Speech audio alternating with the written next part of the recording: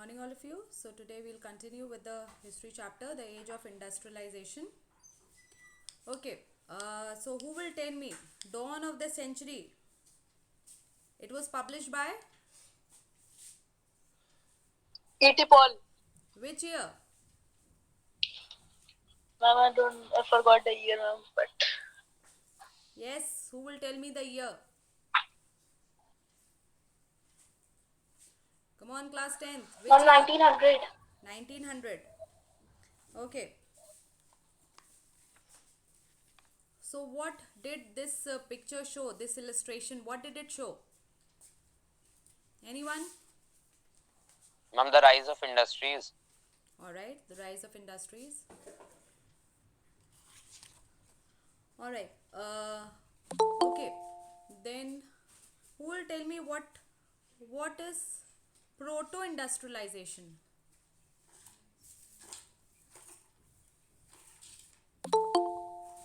Ma'am, early industrialization.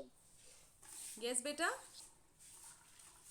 Early industrialization. Okay, early industrialization. So, means the early form of industrialization. So, what that would mean is that the production was not carried on during that time in factories and mills. Alright, it was carried out in home units and not in factories and mills. So, that is proto industrialization. So yesterday what we just did the introduction, and so page 105, we'll start from here. Now in the 17th and 18th century, though I did this with you yesterday, just a quick recap of this also. Now what happened in the 17th and the 18th century? Now merchants from the towns in Europe, they began to move to the countryside. Means those people who had money, who wanted to invest in production, so they moved to the countryside, to the village side, and they gave money to the farmers and to the artisans, and they persuaded them to produce things for them for an international market. Now why? Because during that time, during that period, there was expansion of world trade, and these superpowers, they acquired colonies in many parts of the world, and so the demands of good, it increased. Now to meet this increased demand, they have to produce more also, they have to supply more also, and to supply more, you need to produce more first. And now these merchants, they could not expand this production within the towns or within the cities.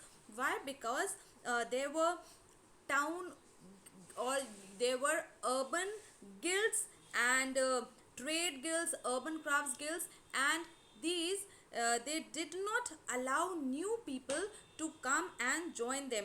And now what were these trade guilds?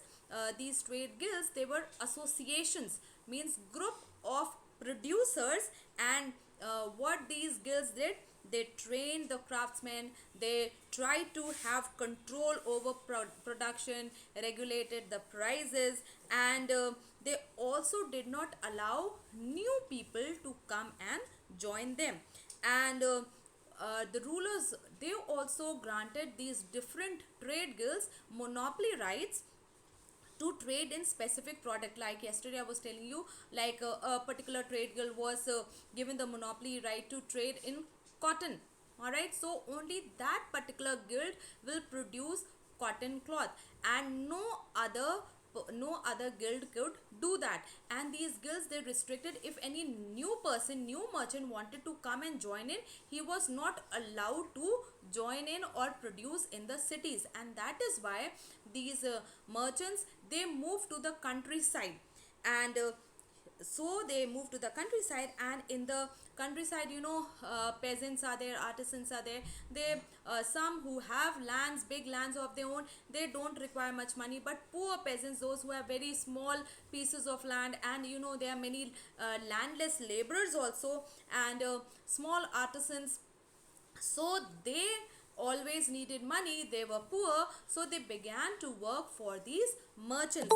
And now, as you have seen in your textbook last year also, though we did not do this chapter because it was not in your course. Now, this was also the time when the common grounds which were left open for the people, and even the forests and all which were left open for the people, so that people can go and they can pluck fruits from the trees, and they could collect fuel wood, and they could collect even the flowers of the mahua tree and all that from the forest and all. So now there was restriction. Earlier people could go there, but during this time, in most of the places, uh, colonial powers were ruling, and so they did not allow people entry into the forest area also. And so in India also that thing happened, and likewise in the rest of the world also.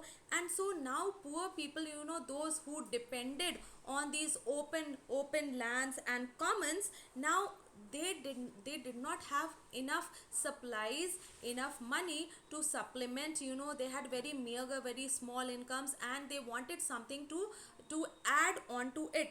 And because from these lands they collected, like I told you, they collected firewood and berries and vegetables, hay, straw and all that. And now all that was gone, and many of these peasants, they have very small plots of land, and these plots of land could not even provide work for all the members of the family. Like for example, there are 8 members in a family or 10 members. Now plot of land is so small, you cannot even use the labor of all those 8 to 10 people. And now the commons were also not there, so they could not even collect these berries, these fruits and these vegetables, hay, straw, fuel wood also from the commons. And so when merchants came to them from the cities, and they offered them advances or loans. So when they offered them loans so that they can produce goods for them, the peasants households, they agreed, because they already had very little to live on.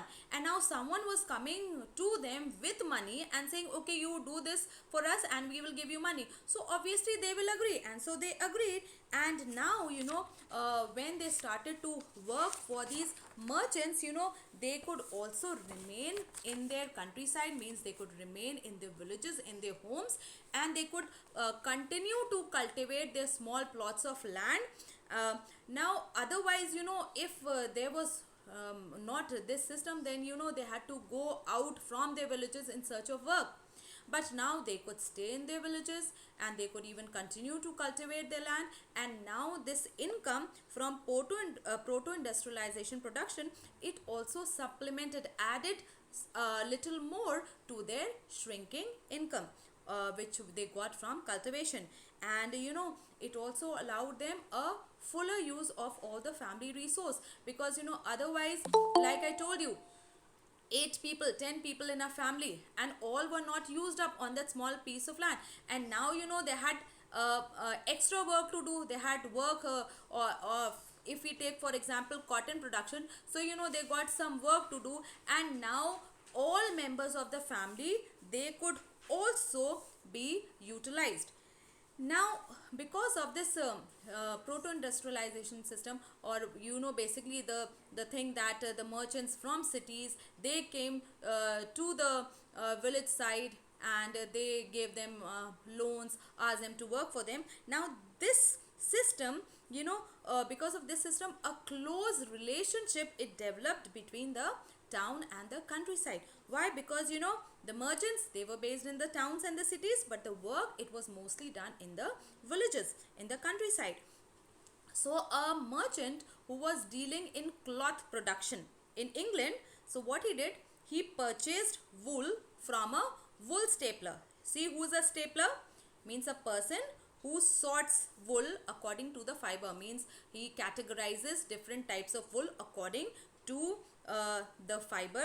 Then and then he carried it to the, so first he will buy wool, then he will take it to the spinners. Now what will the spinners do?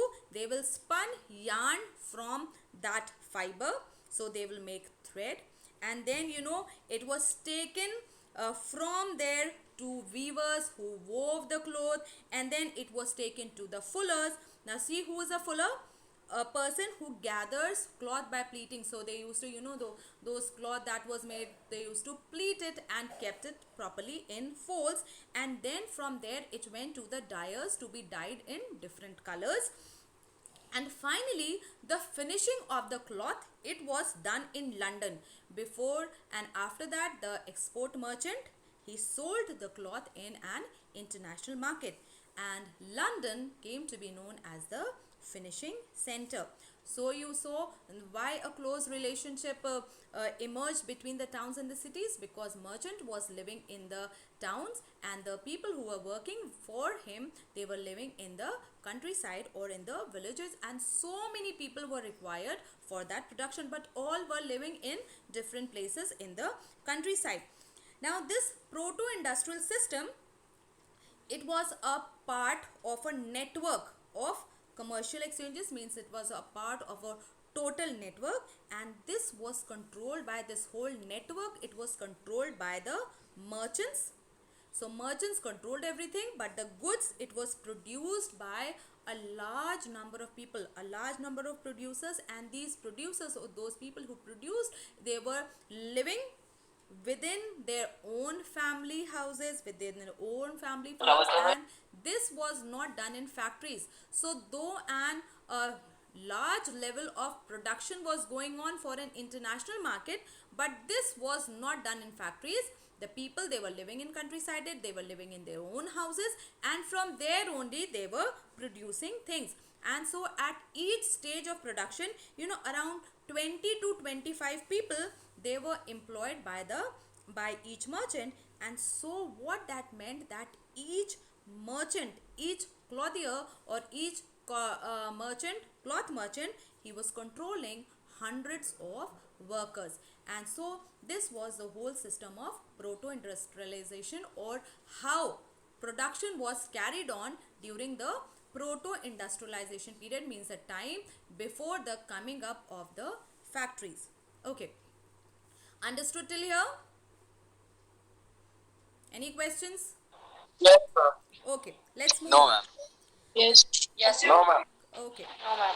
the coming up of the factories. So now till here there were no factories. People were living in the countryside, working from their homes, working from their families.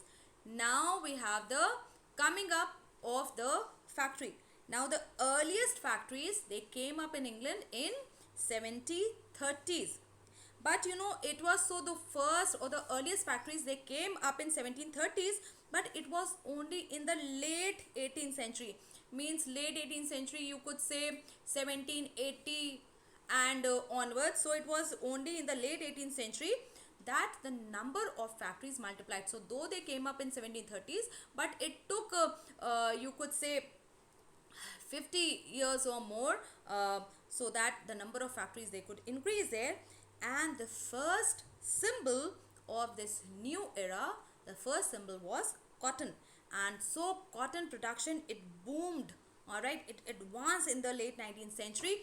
And in 1760, Britain, it was importing, see, Britain was importing 2.5 million pounds, 2.5 million pounds of raw cotton.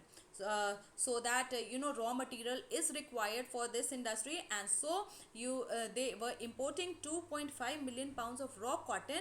But by 1787, see, from 60 to 87, just in a period of 27 years, this import, it soared to 22 million pounds. Means from 2.5 million pounds, now they were importing 22 million pounds.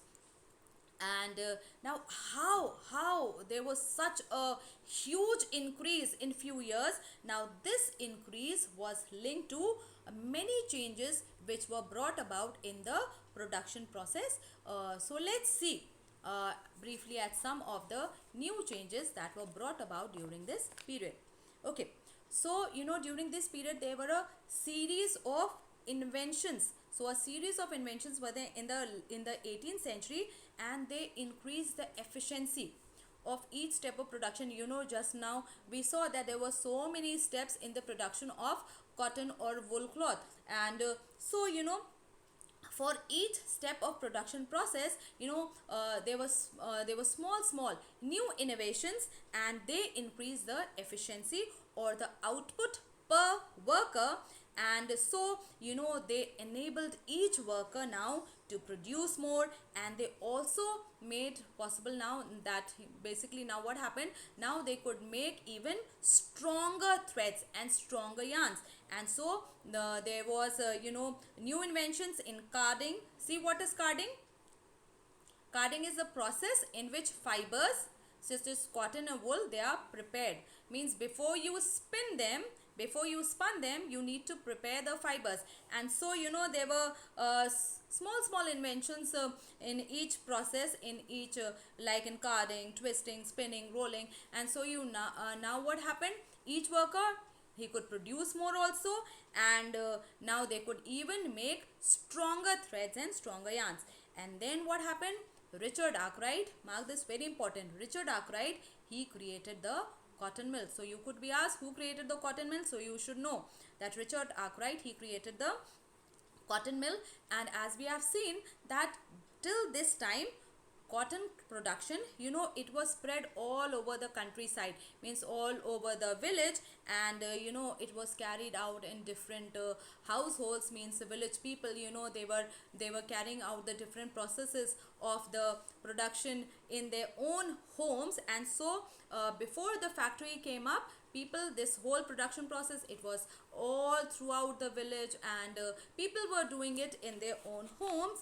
But now, with the coming up of the factory, the whole scene, it changed. And now new costly machines, they could be bought also, and they could be purchased, they could be set up in a mill.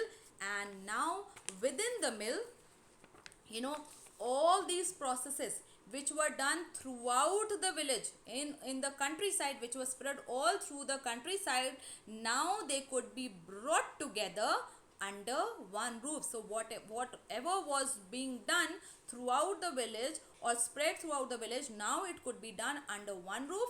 And now it could be easily managed. Otherwise also, the merchant, he was living in a town, and then he need to come to the village very often, and then even for each process he has to go to different houses, different households, because each process was carried on in different houses, all right, in different family units. But now with the coming up of the factories, all this could be done under one roof. It could be managed properly also. And now he could also supervise it properly. He could supervise each step of this production, keep a watch over the quality also, that they are using, that they have taken money, are they using the good quality things or not. And he could even regulate the people working for him in a proper manner. And all this was really difficult to do in the countryside. But now with the setting up of the factory or the mills, it became very easy. And so in the early 19th century, factories, they became a very intimate part of this of the English landscape. Because now everywhere you could see, if you can see this illustration, this picture on page 107. Now in the background, though the picture is very blur, but see, in the background you could see, can you see smoke coming out from the factories and the mills?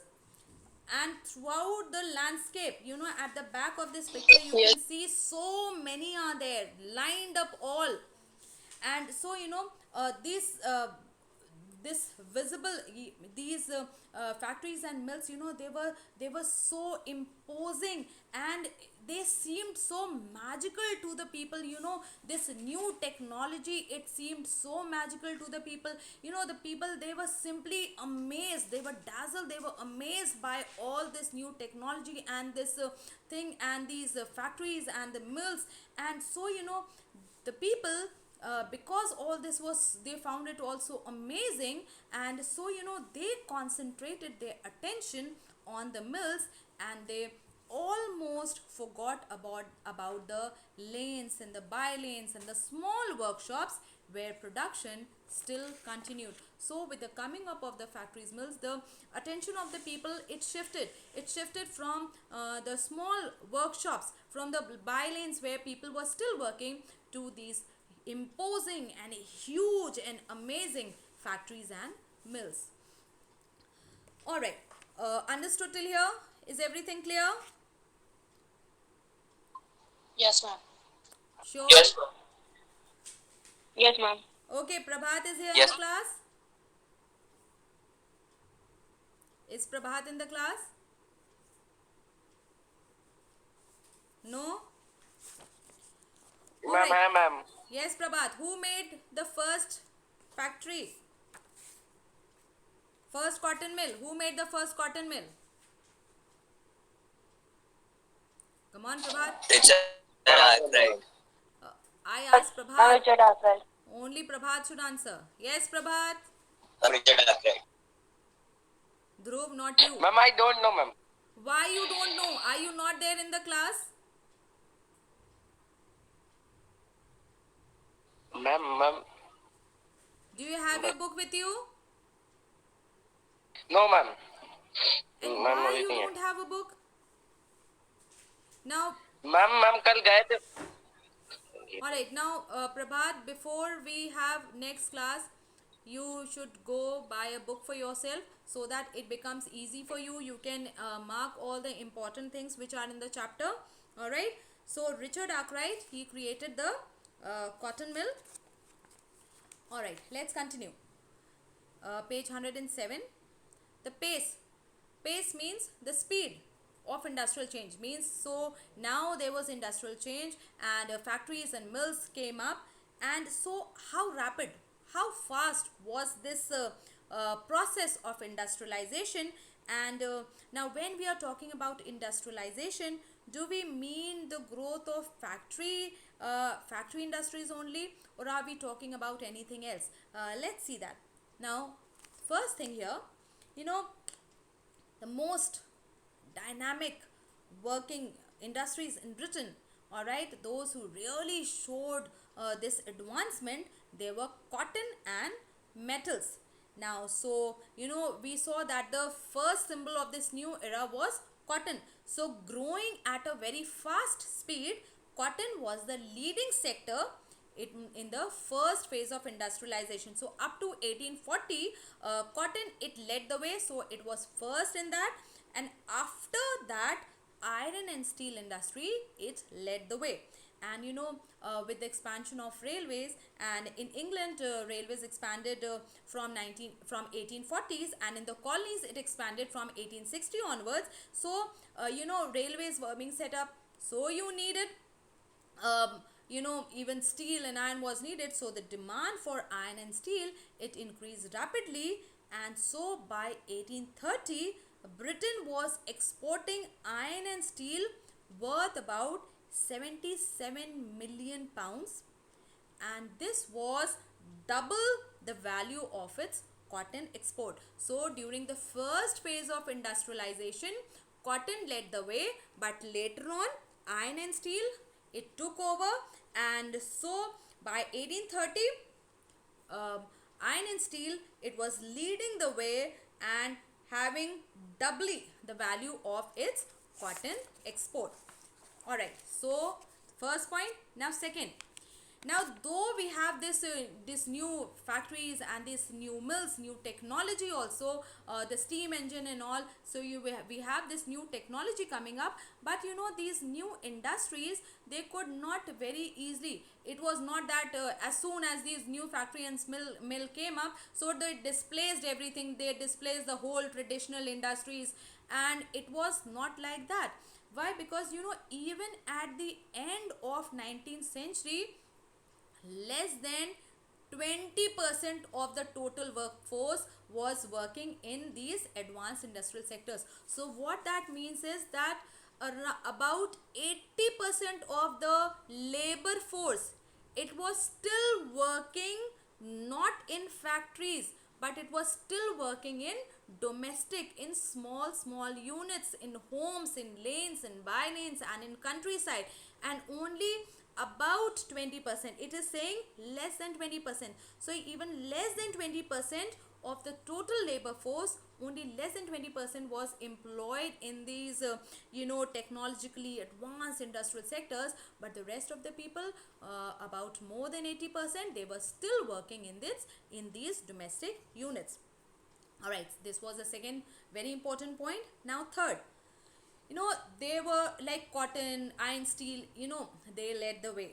But this pace, this speed of change in the traditional industries. Now here we are talking about industries such as food processing, building, pottery, glasswork, tanning, furniture making, production of implements and all that. Now in these traditional industries, no, the pace, the speed, it was not set up by the steam powered engines or metal industries, but though this new technology was not used in these traditional industries, but that did not mean that if they did not use the new technology, then they did not have any advancement, they were stagnant. No, they were not stagnant. So though they did not use this new steam powered technology, but they did not remain stagnant, and they had some small innovations, though they seemed very ordinary and small innovations,